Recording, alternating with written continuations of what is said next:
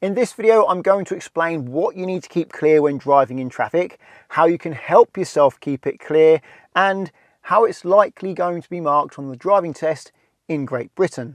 The most obvious one is the yellow box junction. You must not stop on the yellow box. There's actually a legal requirement for you to keep it clear. However, you can stop on the yellow box if you're turning right, you have a clear exit road, and the only reason why you're waiting in the yellow box is due to oncoming traffic. I have a video all about yellow box junctions. I'll leave a link to it up there. But what about that pedestrian crossing just before the yellow box? Do you need to leave that clear?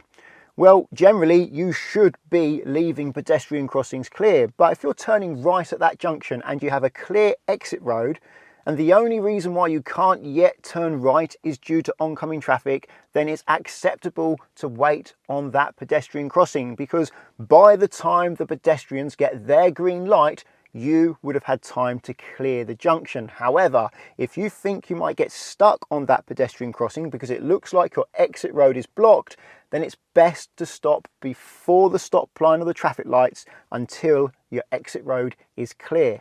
Keep clear road markings. These are advisory road markings and you should leave them clear when waiting in traffic.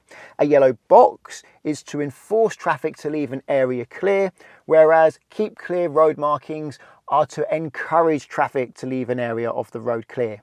Keep clear road markings are used to prevent a queue of traffic from blocking access to a road or property, and therefore prevent a second queue from forming as somebody waits to gain access to that road or property. So leaving these areas clear improves traffic flow.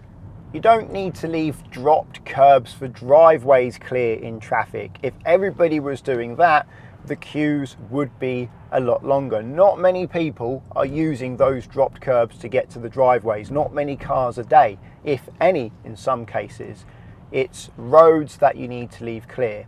Or you may want to leave a dropped curb clear if it happens to be a particularly busy one, say a car park into a small supermarket. So what I'm doing now is I'm holding back.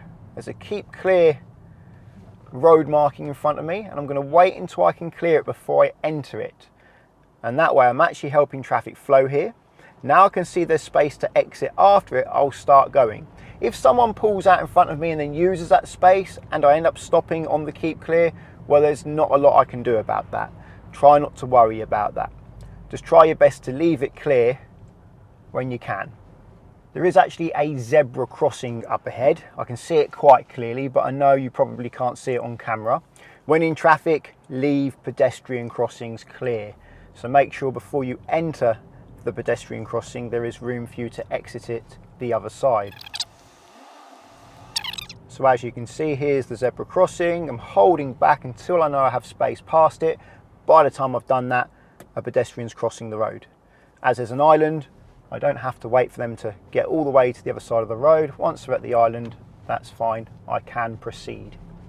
Here is another example of me holding back until I can clear the crossing. If this was a driving lesson, I would be telling my pupil not to focus on keeping up with the car in front, but instead to focus on what they need to keep clear.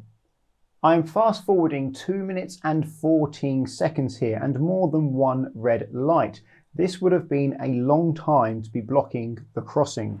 It's much easier when you're in traffic because you have so much time to see what's happening. I still can't quite make it past this pedestrian crossing, so I am still waiting here. If you're in flowing traffic though, and the traffic suddenly stops, you don't want to end up stopping behind the vehicle in front of you and find yourself blocking something. So whenever you see something you don't want to block, it's just gone red, the traffic lights again. Whenever you see something you don't want to block, hold back from the vehicle in front until the vehicle in front has passed it, so that if the vehicle in front stops, you don't end up stopping where you don't want to stop. You can stop before what you need to leave clear.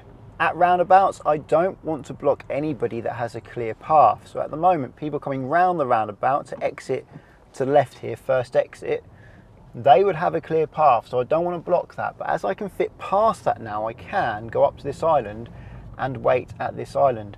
This red car, this Yaris that's waiting to pull out, Well, as you can see, all these cars have blocked their pathway around the roundabout. Really, they should be waiting back, leaving room for people to go around the roundabout.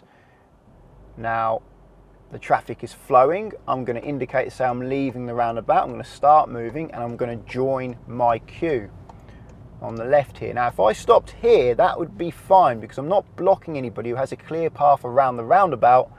I'm just blocking someone who's in the same queue as me. There is a difference between blocking traffic and being in a queue. And as you can see, I'm holding back here from the traffic lights to make sure there's room for me to pass it. If you're in the habit of doing that, you don't even think about it. It just happens without you realizing. And that's what happened there. I didn't realize I was doing it. And then I thought, oh, I'm doing it. I better say something. At the moment, I'm approaching a queue of traffic.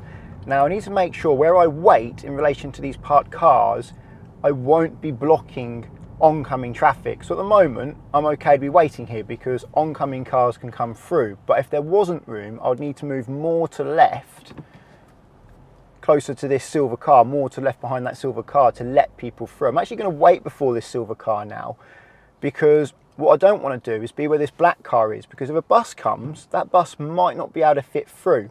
So I think I'll hold back here until I can get past these two cars, then I'll go forwards. There's actually not much benefit in me going forwards earlier because, as you can see, I'm still behind this black car in the same queue, but I left more space there in case a larger vehicle came through. I'm turning right at the end of this road and there's a keep clear area in front of me, but that keep clear is actually for me, as in for me to use, because there's always a queue of traffic here due to the traffic lights. So when no cars are coming, that's my opportunity to enter that, as they've left it clear for me, as a thank you to them, so that I can go. And if there was an opportunity for me to go into that and wait in that until the light was green, I would, because that keep clear is to encourage the queue of cars to leave a space for me to be able to pull out that junction and wait at the traffic lights, to leave a space for me to enter the queue. However, it's important not to enter that keep clear area unless I know there's space for me to fit without blocking the other side of the road. But the way those traffic lights are timed is that there's constantly cars coming from the right, which means I can't pull out of the junction. And then the traffic lights change, the cars from the right stop, I then can make my way to the keep clear, and by the time I make my way to the keep clear, the queue that I'm entering, the lights go green and it starts moving. So it's rare I actually end up waiting in that area anyway. Something my pupils sometimes ask me is, do I need to leave the yellow zigzag lines outside of schools clear?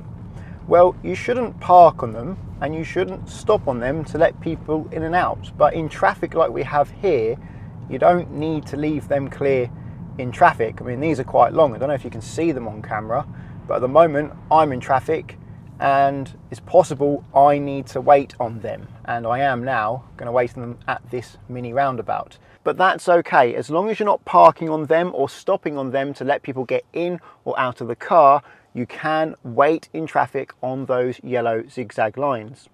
Another question I get asked is whether or not you need to leave a bus stop clear when waiting in traffic. Well, even though you should not stop or park near or on a bus stop, which is part of Rule 243 in the Highway Code, you can when forced to do so by stationary traffic. After all, keeping the bus stop clear in traffic is not going to help the bus behind get to the bus stop any sooner. It is possible to fail the driving test in Great Britain for blocking something you should leave clear.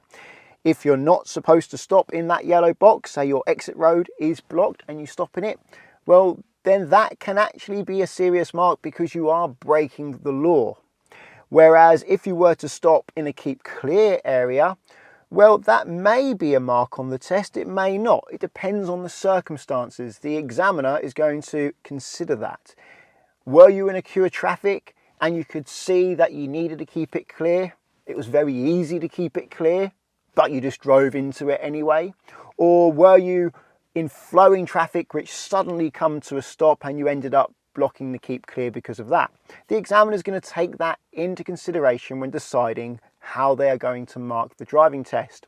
But you don't need a keep clear sign or a yellow box to know you should leave something clear. When you're driving, particularly in traffic, you should be looking for things that you need to keep clear, trying to help cross traffic flow when you're in a queue. So leave roads clear. Try and leave areas clear where people cross the road. You can get marked down on your driving test for blocking something, even if there's no keep clear sign or yellow box. Whether or not it's going to be a minor mark or a serious mark on the driving test, well, that comes down to the situation. Your examiner is going to be thinking, was what you did legal? How safe were you?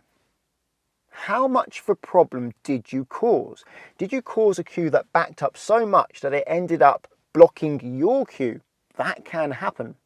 And how easy would it have been for you to prevent this from happening? They are going to be considering all these things when deciding how to mark your driving test. But it shouldn't need to be that easy. If you're in flowing traffic, which starts to slow down, start thinking, what do I need to leave clear? Hold back, don't just stop behind the vehicle in front. And if you're in queuing traffic, you should be constantly thinking, can I move forwards now? Or if I move forwards, would I be blocking something? Wait until you can get past what you need to leave clear before you start moving. Therefore, you can see how luck plays a part in the driving test, because you can make a mistake and get away with it. Or you can make that exact same mistake, but because you're unlucky, you end up failing. Luck does play a part in the driving test, that is true, but the better you are, the less luck you need. A real driving test example I can remember is my pupil approaching a queue of traffic at a red traffic light. And on the left, there's a vehicle waiting to reverse out of a driveway. Now, my pupil could easily stop a bit early and allow the car to reverse off the driveway whilst it's a red light. So it's not causing any harm. She's got to stop anyway. But she didn't. She drove up to the queue, behind the car, waiting to reverse out, blocking the car in the driveway. So the car was stuck there for the duration of the red light.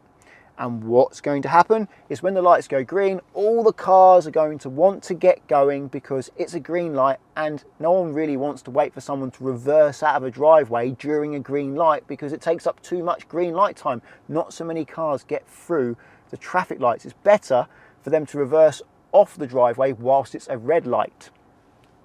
So therefore, my pupil lacked forward planning, awareness, and consideration, and they did get marked down for this on their driving test. It wasn't a serious, it wasn't minor, but the examiner wasn't impressed.